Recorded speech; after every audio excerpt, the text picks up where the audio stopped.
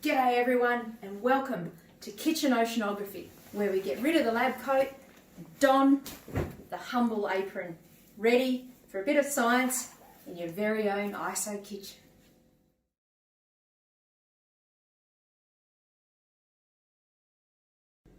G'day everyone, today we are going to make, right here in the ISO kitchen, your very own artificial seawater, ready for our ice cube challenge that you're going to do on Friday.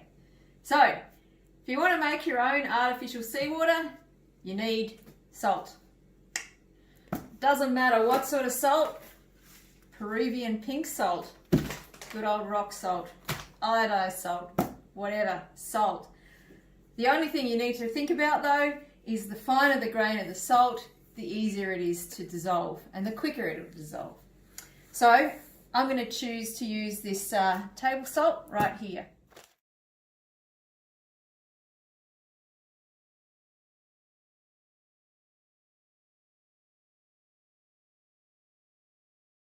So, in order to make your artificial seawater, there's a few bits and pieces you're going to need.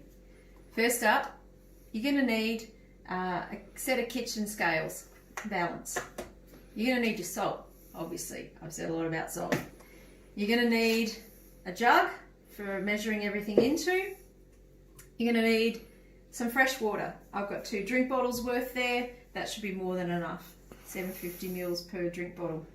I got a spoon for mixing and a tablespoon and a teaspoon for measuring it out if you haven't got it balanced. All right, so let's see. You guys have been studying the ocean for a while now. We've been doing a lot on salinity and temperature. So what is the average salinity of the ocean? You guys should know. It's about 35 per mil as one of the units. And per mil is 1 in 1,000.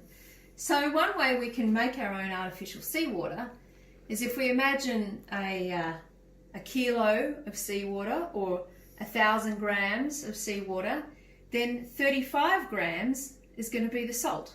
So that's basically what we're going to do. We're going to weigh out 35 grams and then top it up to a kilo or 1,000 grams, and that'll be our artificial seawater. If you haven't got a balance, 35 grams of salt is about a 20 ml tablespoon, standard tablespoon in Australia. Other places, check your tablespoon, other places it's 15 ml.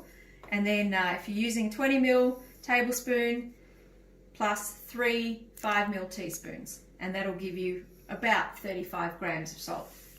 Okay, so first up, we're taking our jug. We're going to zero our balance or tare our balance, T-A-R-E. And now we're going to add our salt. So if we add on in our salt here,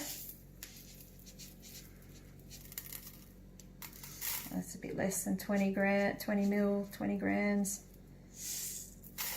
It's my rough tablespoon plus 3 teaspoons. So that came up to 19 grams. This is not a teaspoon, that's about half there. 2 and roughly 1 more. That's again half. Add a little bit more in there. Yeah, 35. There we go, 36. That's fine, that's no problem. Okay, now we're going to add and take this up to 1,000 grams. So first up, I'm just going to straight up add 750 mils of water. So 750 grams of water, I can pretty much tip that straight in. And there we go, you can see on the balance, that's taken it up to 748 grams. Okay, now I'm going to add this one a little more carefully. Just getting it in there nice and easy. 800, up to 900, 930, 950. Let's see how close I can get it. Doesn't matter too much. 980, 993. Oh, way! Exactly, 1,000 grams. Talk about professional. All right, so then the final step, we just have to give it a bit of a mix to make sure all that salt dissolves. And then we have our artificial seawater. Now, for the rest of the experiment, I'm going to be using some real seawater that I prepared earlier. We'll see you in the next episode.